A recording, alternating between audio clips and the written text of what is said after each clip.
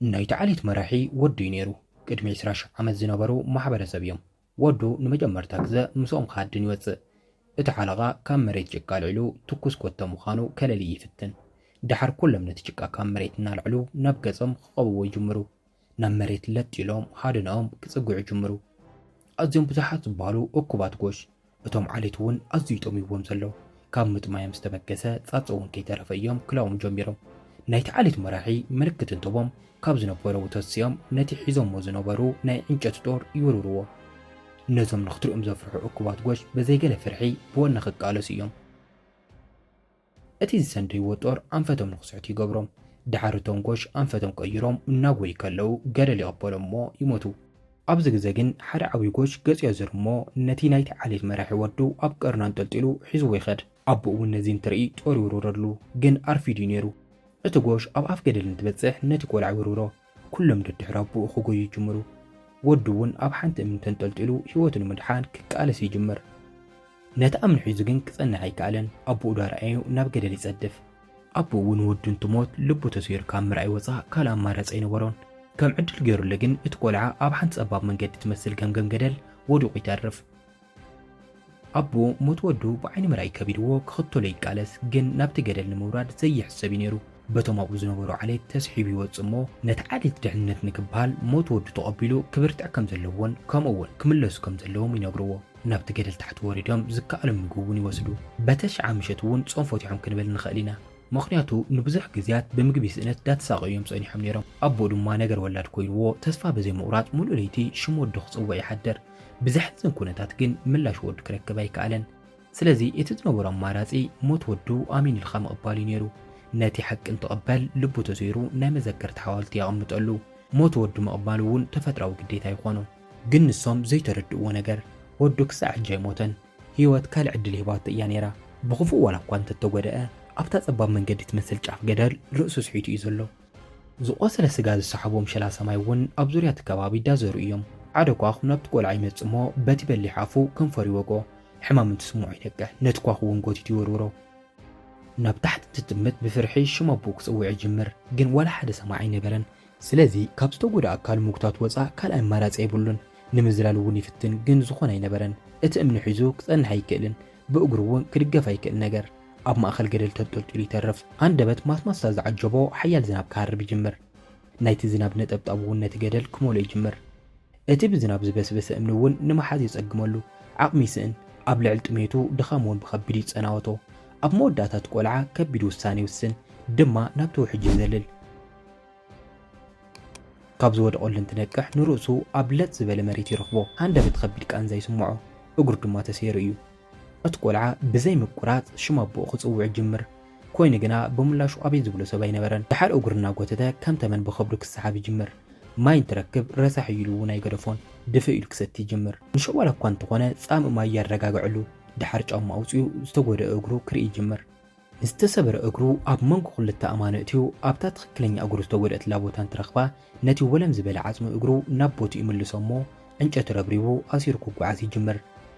ናብ ላዕሊ በፂሑ ዝወደቐሉ ቦታ እንትሪኦ እናቱ ናይ መቓብር ሓወልቲ ጥራይ ይረኺቡ። ድሓር ማንም ክበጽሓሉ ዝኽእል ሰብ ከምዘየለ ይግንዘብ። በታ ዘይተጎድአት እግሩ ብብስጭት ነቲ ተኸሚሩ ዝነበረ እምኒ የፍርሶ። ኣብ ኣፍቲ ገደል ደቂሱ ተስፋ ቆሪጹ ክበኪ ይጅምር። ግን ብድሕሪኡ መፍርሒ ድምፂ ይሰምዕ። ናብ ድሕሪቱ ዘይሩ እንትርኢ እኩባት ተኹላ ብቐረባ ርሕቐት ይርኦም እዩ ነይሩ። እቶም ተኹላ እውን ጠሚዎም እዮም ነይሮም። ክንቅኡ እንትጅምሩ በታ ሓንካስ እግሩ ክጎይ ይጅምር። ንእሽተ ደረቕ ተኽሊ እንትረክብ ናብ ላዕሊ ይወፂኡ ይዕርፍ። ንመዓልታት እውን ምግቢ ዝበሃል ብኣፉ ኣይጠዓመን። ዝረኸቦ ዝብላዕ ነገር ናይ መሬት ሓሰኻ እዩ ነይሩ። ምንም ኣማራፂ ኣይነበሮን። በሊዑ እንትውድእ ብዙሓት ተኹላ ከቢቦሞ እዮም ነይሮም። ቅድሚ ምትሱ ናጎዩ ይኸድዎ።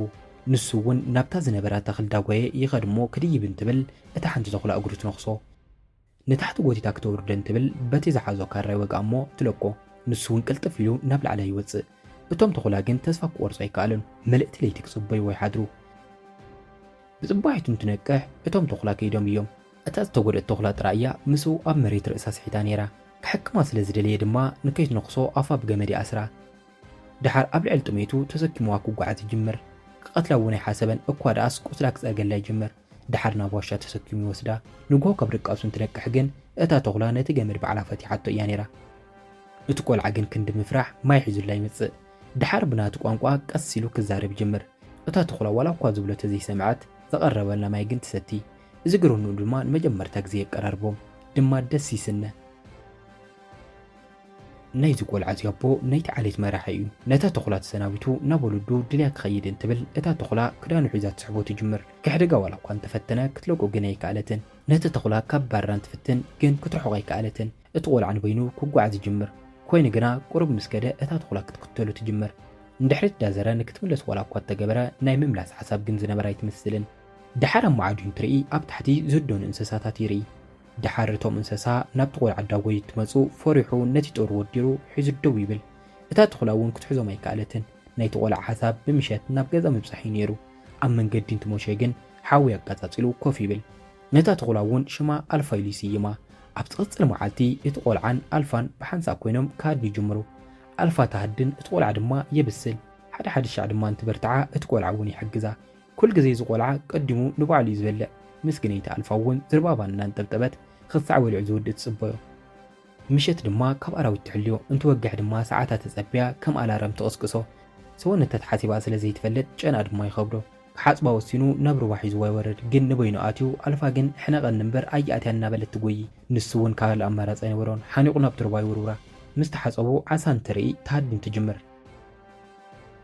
ናይ በረድ ወቕቲ ይመፅእ እቲ ግዜ ድማ ብሂወት ሰርቫይቭ ንምግባር ኣዝዩ ፀጋሚ ወቕቲ እዩ መሬት ጎቦታት ኩሉ ብበረድ እዩ ተሸፊኑ ነይሩ ንሶም ግን ሃደን ደው ኣያበሉን ካብ ዕለታት ሓደ መዓልቲ ግን ብምሸት ሓደ ተኹላ ይመፆም እቲ ቆልዓ ፈሪሑ ጦሩ የልዕል ኣልፋ እውን ንቕድሚት ከይዳ ብናይ ተኹላ ቋንቋ ትተኣታትዮ ትጅምር ሕጂ እቲ ቆልዓ ዝኾነ ነገር ተረዲኡ ኣሎ ኣልፋ ትኽክለኛ ዓርካ ስለ ዝረኸበት ትኸደሉ ግዜ በፂሑ ኢሉ ይሓስብ ኣልፋ እውን ገዲፋቶ ትኸይድ እቲ ቆልዓ እውን ካብ ዕለት ዕለት ብሕታውነት ክብርትዖ ይጅመር ግን ህይወቱ ክደፍእ ሕጊ ተፈጥሮ ይኾኖ ስለዚ ሃደኑ ይጅመር በቲ በረዶ ዳጎየ ከሎ እግሩ በቲ በረዶ ሸሊኹ ናብ ውሽጢ ይጥሕል ህይወቱ ንምድሓን ዝተኸኣሎ ኩሉ ይገብር ግን እቲ ኣብ ላዕላይ ዝተሸፈነ በረድ ኣዝዩ ጠንካራ እዩ ነይሩ ሃንደበት ኣልፋ ኣብ ላዕሊ ደው ኢላ ይርኣ ክትሕጉዞ ፈቲና ግን ይኸብዳ ድሓር እቲ ቆልዓ በቲ ዝሓዞ ካራ ነቲ በረድ በሲዑ ኢድዮ ውፅሞ ተፋሓይኹ ንላዕሊ ይወፅእ ብሂወቱ እውን ይተርፍ ኣልፋ እውን ሓቢራቱ ትመፅእ ድሓር ሓዊ ኣቃፃፂሉ ጥቕልል ኢሉ ይድቅስ ንፋስን በረድ ድማ ካብ ዝሓለፈ ብዝዛየደ ዳወሰኸ ይኸድ ሃንደበት በቐረባ ርሕቐት ንእሽተይ ሰቐላ ይረክብ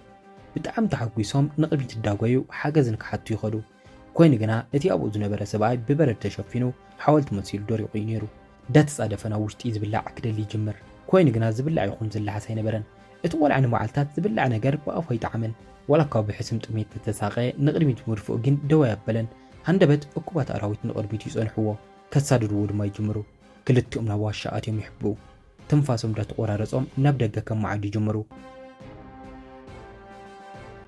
ኣብ መንጎ እዚ ግን ካልእ ፀገም ሒዙሉ ይመፅእ ኣብ ውሽጢ ዋሻ እውን ሓደ ዓብዪ ኣራዊት ዳተቓረቦም እዩ ነይሩ ከጥቅዕዎ ድማ ይጅምሩ ኣልፋ ግን ኢዳ ሃብትን ነይራ ክትቃለሱ ትጅምር ኮይኑ ግና ማዓር ዓቕሚ ኣይነበሮምን እቲ ብርቱ ዓራዊት ከም ቋንጣ ክዝልዝላ ይጅምር ነዚ እንትርኢ እቲ ቆልዓ ጦር ኣልዒሉ ኣነጣጢሩ ይቐትሎ ኮይኑ ግና ኣልፋ ወዲቓ እያ ዘላ ዋላ እኳ ከንገሌላ እንትተስአት ደው ኢላ ክትፀንሕ ግን ኣይከኣለትን ነይራ ናይቲ ኣራዊት ስጋ ብሊዑ ቁስላ ክፀርገላ ይጅምር ናብ ቅድሚት ካብ ምኻድ ወፃእ ካልእ ኣማራፂ ኣይነበሮም ብድሕሪቱ ዳተኸተለቶ ኣብ መወዳእታ ናይ ዓሌቶም ሓወልቱ እንትርኢ ተቓሪቦም ከም ዝኾነ ይግንዘብ ግን ክልቲኦም ብኽፉእ ተጎዲኦም እዮም ነይሮም ክልቲኦም እናተደጋገፉ ጉዕዞኦም ብሓቦ ይቕፅሉ ግን ኣልፋ ኣዝያ ተጎዲኣ ስለ ዝነበረት ክንዲ ዝድለ ክትከዳ ኣይከኣለትን ኣብ መንገዲ ትወድቕ ድሓር ተሰኪምዋ ክጓዓዝ ይጅምር ግን ንሱ እውን ንእሽተይ ከይዱ ክፃወር ስለ ዘይከኣለ ይወድቕ ኣብኡ እንዳሃለ ከቢድ ድቃስ ይወስዶ ብሕልም ድማ ዝኾነ ኣቦኡ ስለ ናይ ወዱ ጀግነት ነድኡ ይነግራ ከም ዝነበረ ትዝ ይብሎ ድሓር ይነቅሕ ብድንጋፂ እውን ዓይኒ ይከፍት ንኣልፋ ተሰኪሙ ብሓቦ ክጓዓዝ ይጅምር ኣብ መወዳእታ እቲ ቆልዓ ካብ ቀረባ ርሕቐት ናይ ዓሌቶም መንደር ይርክብ ብዘሕዝን ኩነታት ግን ኣልፋ ኣይነቕሕትን ነይራ ኣብ ሕቑፉ ውሽጢ እያ ዘላ ናብቲ ዓሌት እንትፀጋዕ ኩሎም ብኣግራሞት ክሪእዎ ይጅምሩ ኣቦኡ እውን ዝረኣየ ነገር ክኣምን ኣይከኣለን ኣዲኡ ወዳ ናብ ዝወደቐሉ ዳጎየት መፅያ ተንበርኪኻ ትበኪ ትጅምር ድሕሪ እቲ ከቢድ ኩነታት ወዶም ክተርፍ ኢሎም ሓሲቦም ኣይፈልጡም ወዱ ግን ብዝዝሓለ ኢዱን ብዝደኸመ ድምፁ ዳተዛረበ ናብ ኣልፋ ከመላኽቶም ይጅምር ንኽልቲኦም ናብ ሙቐት ዘለዎ ዋሻ ይወስድዎም ሓንቲ ናይቲ ዓሌት ሰበይቲ ኢዳ ኣብ ናይ ኣልፋ ከብዲ ጌራ ክትወልድ ከም ዝቐረበት ትዛረብ በዚ ኩነታት ኮይና እያ ኣብ ጎኒ እቲ ቆልዓ ኮይና ትቃለስ ፀኒሓ ድሓር እቲ መንደር ብናይቲ ቆልዓ ውላድ ይመልእ ድሕሪኡ እቶም ናይቲ ዓሌት ኣባላት ናብ ሃደን እንትወፁ እቶም ተኹላ እውን ሓቢሮሞ ናብ ሃደን እንትወፁ ናይ ታሪክና መወዳእታ ይኾን እንዳበልና ክቡራት ናይ ኣካድ ስኒሄባ ቤተሰብ ንሕና እውን ኣብ ካልእ ናይ ፊልም ዛንታ ክሳዕ ንራኸብ ላይክን ሰብስክራይብን ምግባር ኣይረስዑ። የኽብረለይ።